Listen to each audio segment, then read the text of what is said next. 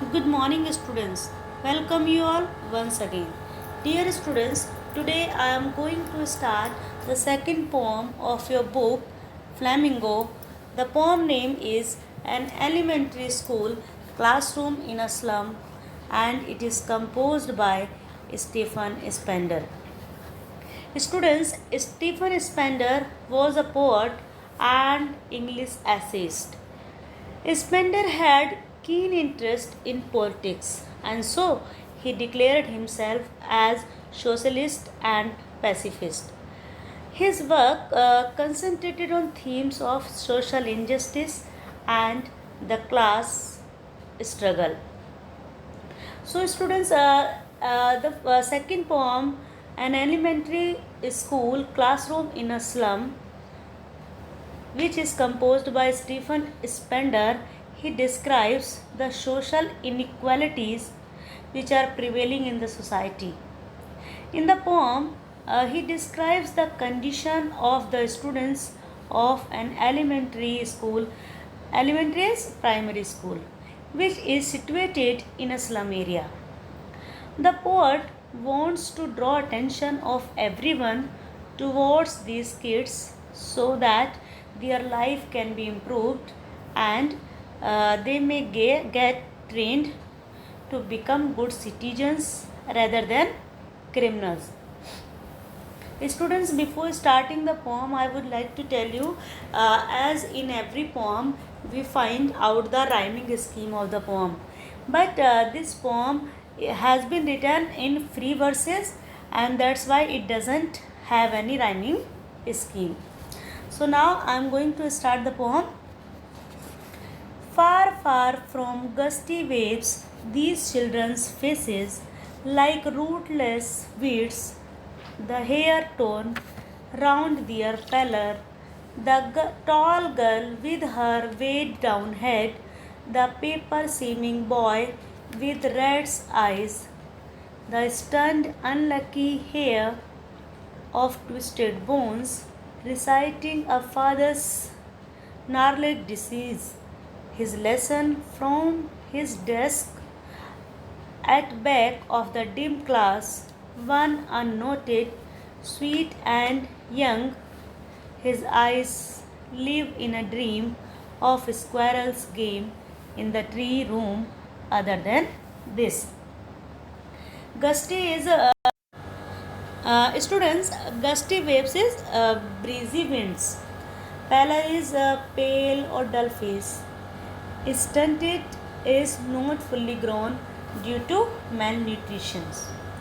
Gnarled is knotted or rough. Weeds is unwanted plants that grow on their own.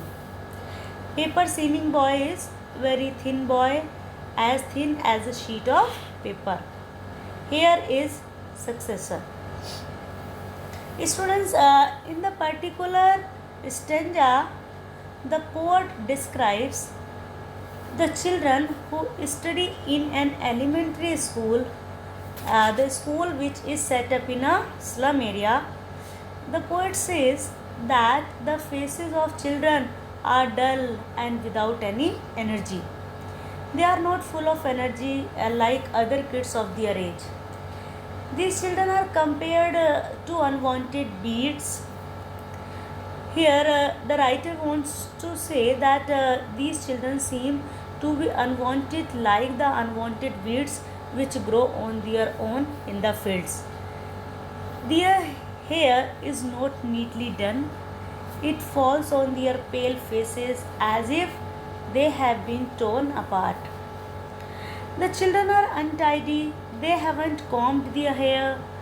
Then he describes a tall girl who seems to be burdened by the poverty. Her head is bent, maybe because of tiredness or shame.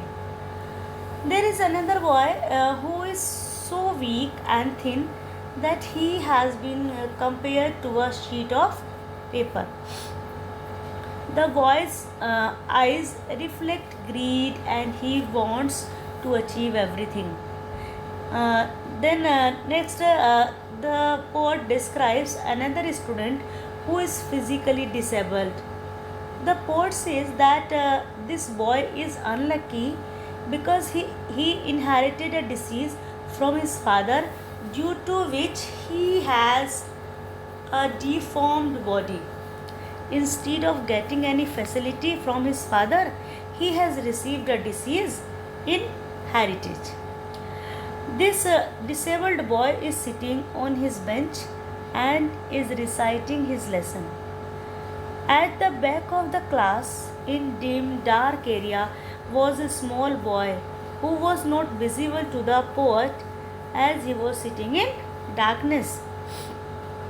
The poet could see his eyes, which were bright and full of a dream. He was not paying attention in the class. It seemed as if he was rather interested in playing with squirrels in the tree house. Students, as the stanza is having many literary devices or figure of speech.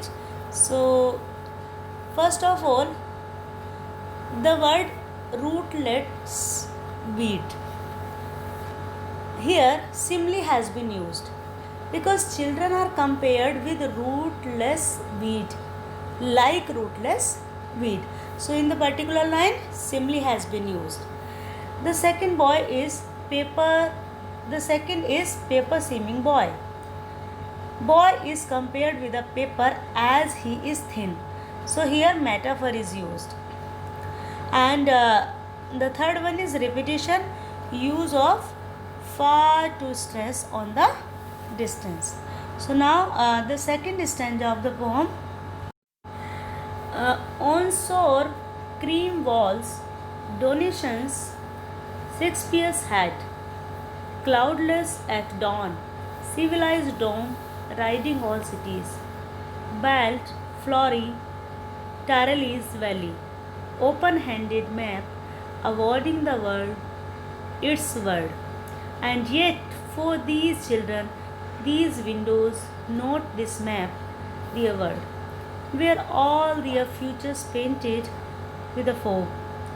A narrow street sealed in with a lead sky, far, far from rivers, caves, and stars of words.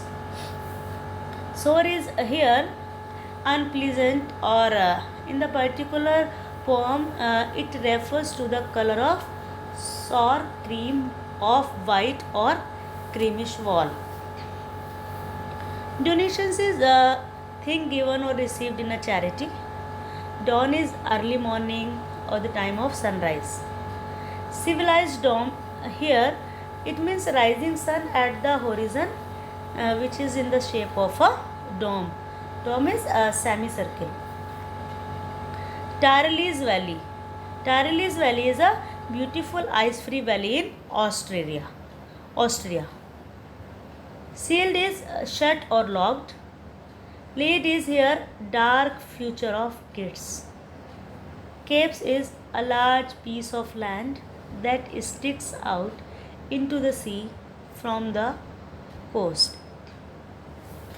In the particular stanza, the poet describes the walls of the school. They are cream in color, like the color of sour cream. This means that the walls are not clean, they have not been painted recently, or they have been painted for a long time before. The walls are covered with different charts and images that must have been donated by different people. There is a picture of Shakespeare on the wall. His head, which is bald, looks like the rising sun at the horizon. At the time of daybreak, the sun is rising at the horizon and is semicircular like a dome shape. It seems to be behind all the cities. There is a picture of famous Tyrolese Valley, which has beautiful flowers. There is also an image of a map which helps all in its own way. But for these children who are studying in this classroom, the map of the world is irrelevant because the slum where they live is different from what is shown in the map.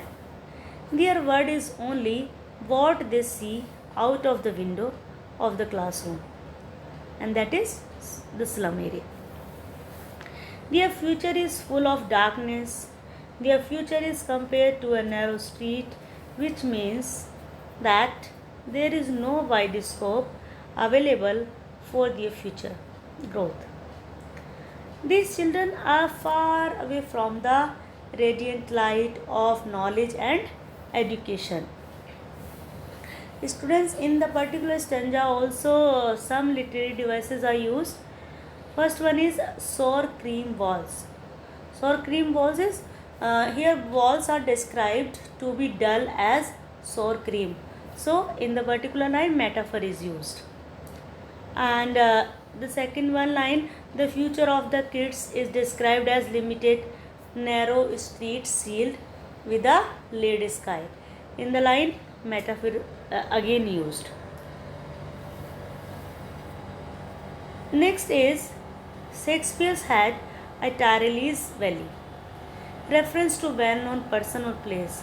So allusion, figure of speech is used here. And again, like the first stanza, repetition is used far, far. So repetition, figure of speech is used here. So students, I think this is all for the day, and next remaining stanza of the poem we will cover up in our next video. So thank you very much.